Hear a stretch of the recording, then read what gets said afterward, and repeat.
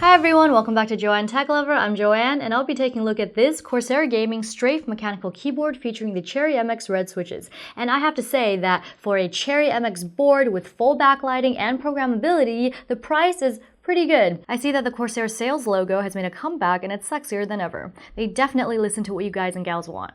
Let's take a look at some of the accessories that come in the box. You get a quick start guide, as well as a warranty guide. And there's even a warranty against defects for Aussies. Very thoughtful. And here is a vacuum sealed pack for extra keycaps. Honestly, I don't see these often, and usually when, things are sealed, it's usually food, so I was quite excited when I first saw them. Anyway, I can tell that they're for FPS and MOBA gamers.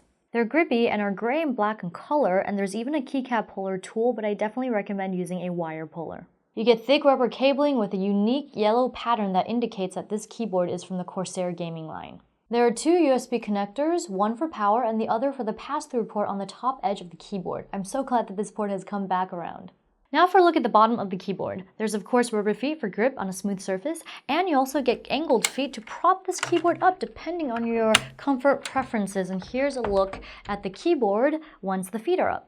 As for dimensions, this keyboard measures 448 millimeters or 17.6 inches by 170 millimeters or 6.7 inches by 40 millimeters or 1.6 inches. And it weighs in at 1,272 grams or 2.02 pounds. This keyboard has a mostly matte black finish with a touch of gloss on the left and right edges. This is a full-size QWERTY keyboard with numpad, and you get 100% anti-ghosting and 104 key rollover via USB, so you won't have to worry about unregistered keystrokes. Here's a look at the function key alternate commands. Function plus F5, F7, and F8 are the volume control. Function plus F9 to F12 are the media keys. In this section are the num lock, caps lock, and scroll lock indicators. I really like that they light up in a line shape. It just looks really cool. And next to that is the LED button. It adjusts the backlight brightness. And this keyboard only has red LEDs for those who might be wondering if it's RGB. There are 3 lighting modes and off mode. It gets pretty bright on the highest setting, and I'd be happy with the lowest setting in most cases. On the far right of the keyboard is the Windows lock key, and on default, when the LED on this key is on, the Windows lock feature is disabled, and when the LED is off, the Windows lock feature is enabled.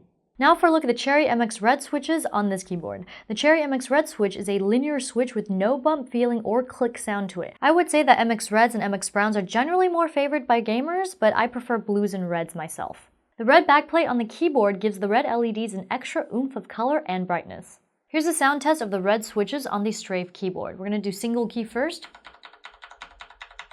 and now multi-key.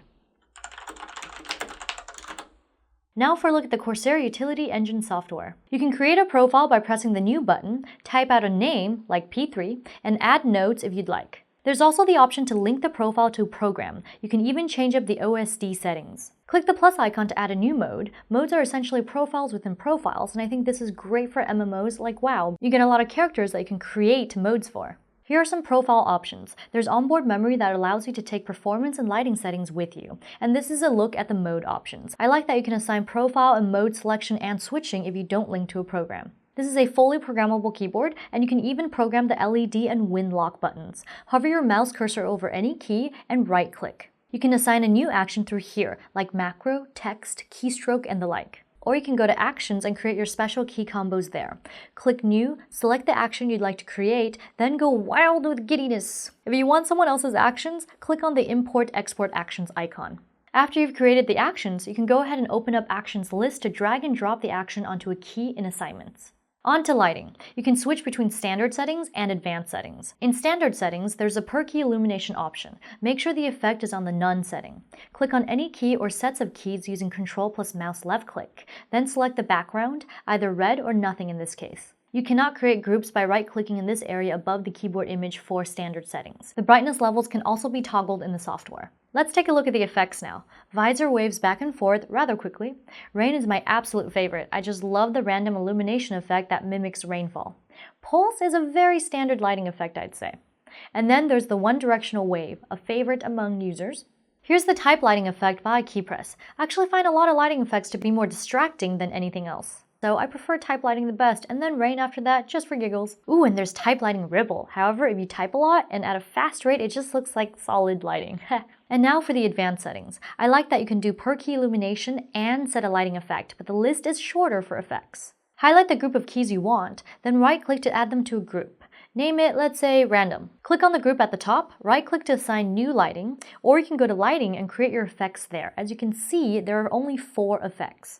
However, you can program the lighting effect on a much more complex level, such as changing the speed, duration, angle, and even intensity. Right-click to add tabs or drag the tabs to change intensity. Right-click the tabs to edit them, and you do get a slight color range here. If you have an RGB keyboard from Corsair, it's super fun to play with intensity. Once again, click New to create a lighting effect and import-export to steal from others. Once the lighting effects have been created, open up Lighting Effects list and drag and drop onto the group of choice. Here's a quick look at the Performance tab. It's pretty straightforward. Last but not least is the Settings tab. You can change up your polling rate and device settings. Check for software updates and toggle OSD settings, as well as add or remove media players in general settings. Then there's Support, where you can check out their user manual and get technical support. That concludes this tutorial on the Corsair Utility Engine software. That wraps it up for this look at the Corsair Gaming Strafe mechanical keyboard featuring the Cherry MX Red switches. If you like what you saw and you want to see more like it, be sure to hit the like, comment, and subscribe buttons, as well as follow me on social media. Joanne Tech Lover Facebook fan page, Joanne Tech Lover again on Twitter, and Joanne Tech Lover once more on Instagram.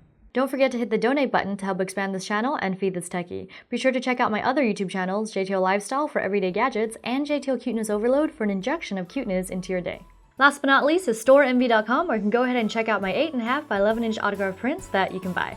I guess all that's left to say is bye-bye!